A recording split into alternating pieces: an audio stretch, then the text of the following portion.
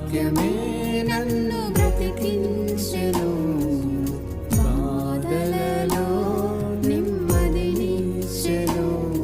అనుదిన ఆత్మీయమన్న కార్యక్రమానికి మీ అందరినీ ప్రేమపూర్వకంగా ఆహ్వానిస్తూ ఉన్నాం. ఈ దినము ఆంధ్ర క్రైస్తవ కీర్తనల పుస్తకం నుంచి 462వ పాట పాడుకుందాం.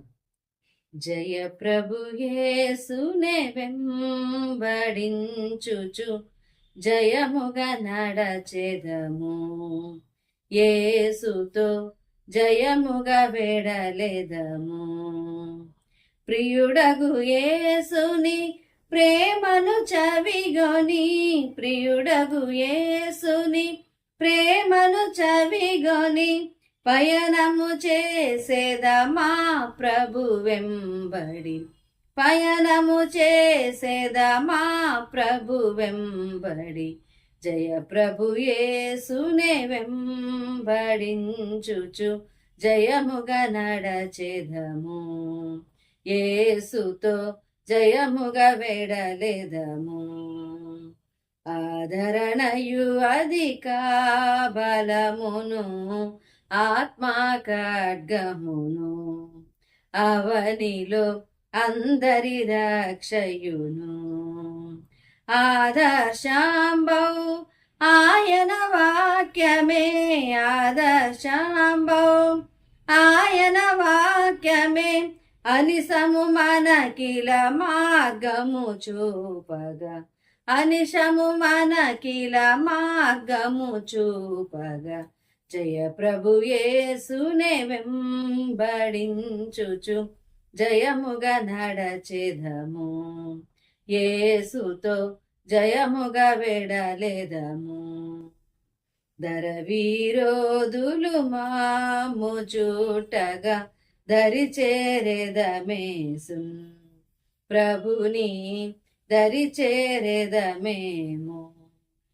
దాత్రి దురాశల డంబములన్నిటి, దాత్రి దురాశల డంబములన్నిటి, మైత్రిని వీడి నడచెదమేసుతో, మైత్రిని వీడి నడచెదమేసుతో. జయ ప్రభు యేసునే వెంబడించుచు జయముగా నడచెదము, యేసుతో జయముగా వెడలెదము.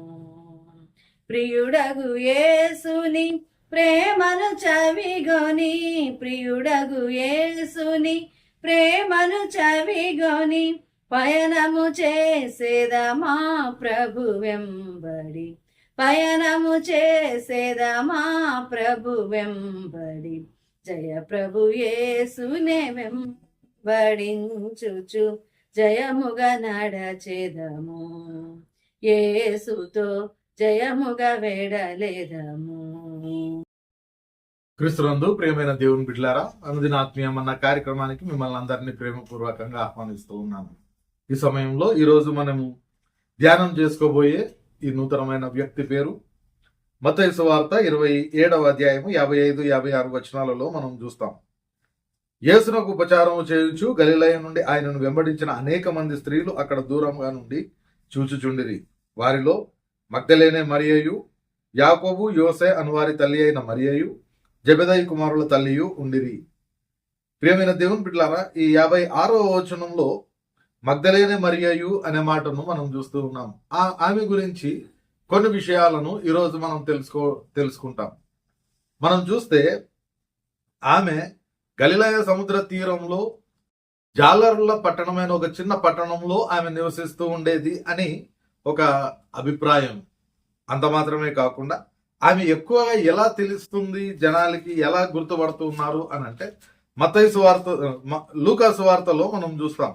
లూకా సువార్త 8వ అధ్యాయము మొదటి 3 వచనాల భాగంలో చూస్తే, వెంటనే ఆయన దేవుని రాజ్య సువార్తను తెలుపుచు ప్రకటించుచు ప్రతి పట్టణంలోనూ ప్రతి గ్రామంలోనూ సంచారం చేయుచుండగా 12 మంది శిష్యులను, అపవిత్రాత్మలను, వ్యాధులను పోగొట్టబడిన కొందరు స్త్రీలను, అనగా 7 దయ్యములు వదిలిపోయిన మగ్దలేనే అనబడిన మరియయు, హేరోదు యొక్క గృహ నిర్వాహకుడును అనే మాటలు, ఈ మాటలన్నీ మనం చూస్తూ ఉన్నప్పుడు 7 దయ్యములు వెళ్ళగొట్టబడిన మగ్దలేనే మరియా అని అక్కడ చెప్పబడుతూ ఉంది. దీనిని బట్టి ఆమెకు దయ్యం పట్టినాయని, 7 దయ్యాలు ఆమెను పట్టుకున్నప్పుడు యేసుక్రీస్తు ద్వారా ఆమె రక్షింపబడిందని, ఆ 7 దయ్యములు వెళ్ళగొట్టబడడం మాత్రమే కాకుండా ఆమె కంప్లీట్గా క్రీస్తు ప్రభు ద్వారా శుద్ధీకరించబడింది. ఆ దినం మొదలుకొని ఆమె క్రీస్తును ఆరాధించడం, క్రీస్తును వెంబడించడం, ఆయన యొక్క పరిచర్యలో పాల్గొనడం అనేది జరుగుతూ ఉన్నట్లుగా మనం చూస్తాం. అంత మాత్రమే కాకుండా ఆమెకు దేవుడిచ్చిన గొప్ప ఆధిక్యతలు ఏంటి అని అంటే, ఆమె యేసుక్రీస్తు ప్రభు వారి యొక్క జీవితాన్ని చూడడం మాత్రమే కాకుండా ఆయన యొక్క మరణానికి పునరుద్ధానానికి కూడా ఆమె సాక్ష్యంగా ఉన్నట్లుగా పరిశుద్ధ గ్రంథంలో మనం చూస్తాం. అంత మాత్రమే కాకుండా యేసుక్రీస్తు ప్రభు వారు పునరుద్ధానుడైన తర్వాత మొట్టమొదట కనిపించింది ఆమెకే, తాను పునరుద్ధానుడనయ్యానని, తాను ఇంకా బ్రతికి ఉన్నానని మిగిలిన శిష్యులందరికీ కూడా తెలియజేయమని ఈ మరియాకే ఆయన సూచన ఇచ్చినట్లు, లేదంటే ఆజ్ఞ ఇచ్చినట్లుగా మనం చూస్తాం. కాబట్టి ఈమెకు అనేకమైన ఆధిక్యతలు ప్రభు అయిన యేసుక్రీస్తు ప్రభు ద్వారా ఇవ్వబడుతూ ఉన్నాయి. ఆమె దయ్యం పట్టినదైనప్పటికీ వాటన్నింటినీ కూడా పోగొడుతూ ఉన్నాడు క్రీస్తు ప్రభు. అలాగే తన యొక్క పరిచర్యలో కూడా ఆమెను ఉపయోగించుకున్నట్లుగా మనం చూస్తాం. అంత మాత్రమే కాకుండా ఈ మగ్దలేనే మరియను గురించి చెప్పబడుతూ ఉన్న కొన్ని విషయాలను మనం జ్ఞాపకం చేసుకుంటే, ఈమెను గురించి 4 సువార్తల్లో కూడా చెప్పబడుతూ ఉన్నట్లుగా మనం చూస్తాం. ప్రతి సువార్తలో ఈమెను గురించి మెన్షన్ చేసినప్పుడు కొన్ని విషయాలు ఆమెను గురించి మనకు తెలియజేస్తూ ఉన్నారు. దానిని బట్టి ఆమెకు కలిగిన ఆ యొక్క ఆధిక్యతలను మొదట ఈ రోజు మనం జ్ఞాపకం చేసుకుంటాం. మొదటిగా మనం చూస్తాం లూకా సువార్త 8వ అధ్యాయం మొదటి 3 వచనాల భాగాన్ని మనం జ్ఞాపకం చేసుకున్నట్లయితే, అక్కడ ఆమె శిష్యులతో పాటు ఈ మరియ కూడా పరిచర్యలో పాల్గొన్నట్లుగా మనం అక్కడ చూస్తూ ఉన్నాం.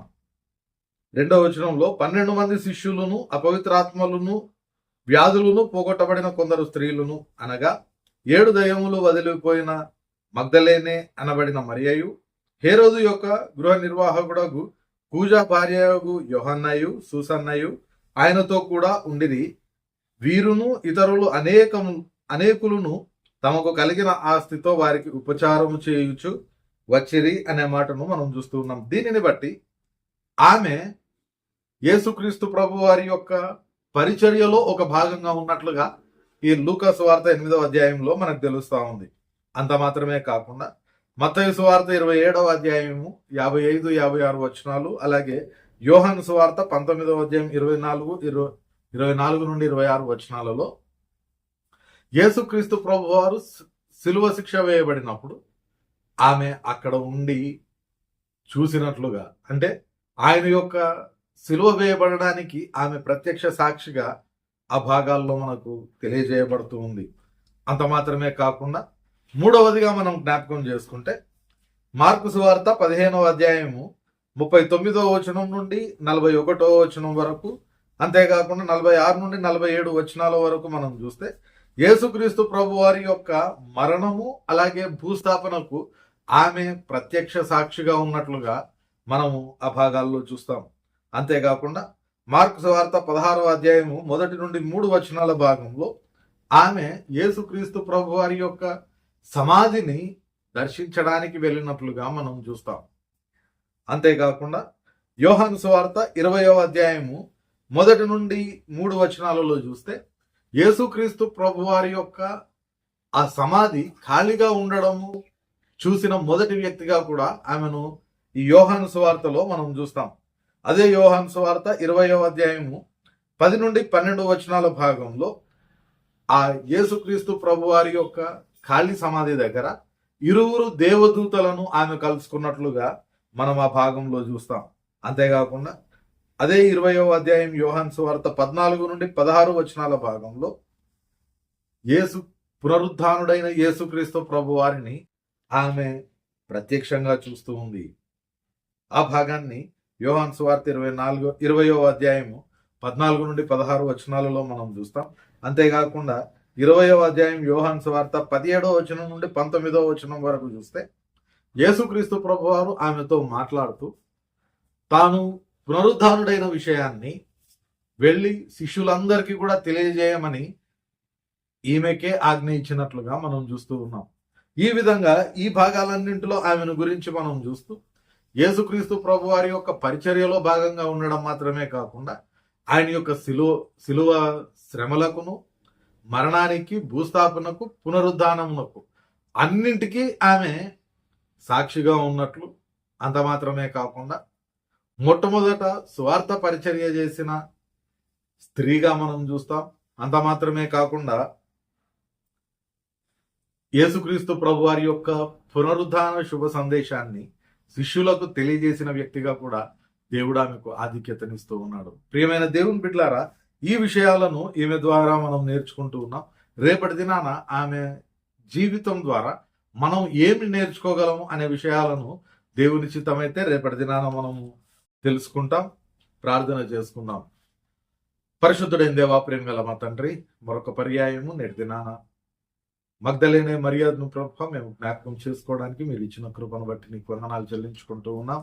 ఆమె దయ్యములు పట్టినదై నీకు వ్యతిరేకమైన జీవితంలో ఉన్నప్పటికీ ఆ దయ్యములను వెళ్ళగొట్టి నీకు సాక్షిగా ఆమె నిలవబెట్టుకున్న విధానాన్ని బట్టి ఆమె కూడా ప్రభు ఆ దినం మొదలుకొని ఏ విధంగా నిజమైన పరిచర్యలో పాల్గొందో ప్రభు నేటి దినాన మేము జ్ఞాపకం చేసుకున్నాం. అటు రీతిగా మేము కూడా ప్రభు నీలో అంటుకట్టబడడానికి, నీలో ఎదిగి నీ పరిచయంలో పాల్పంపులు పొందడానికి కృప దయచేయమని వేడుకుంటూ, ప్రత్యేకంగా రేపటి దినాన ఆమె జీవితం ద్వారా నేర్చుకోబోయే పాఠంలో కొరకు కృప మమ్మల్ని మేము సిద్ధపరచుకున్నటకు కృప దయచేయమని, నేటి మా పనిపాటలన్నింటిలో కృప దయచేసి క్షేమంగా నడిపించి, నిశ్చితమైతే ప్రభ రేపటి దినాన నీవు అనుగ్రహించే ఈ అనుదిన ఆత్మీయమన్న భుజించుటకు కృప దయచేయమని యేసునామమున ప్రార్థిస్తున్నాం తండ్రి, ఆమెన్.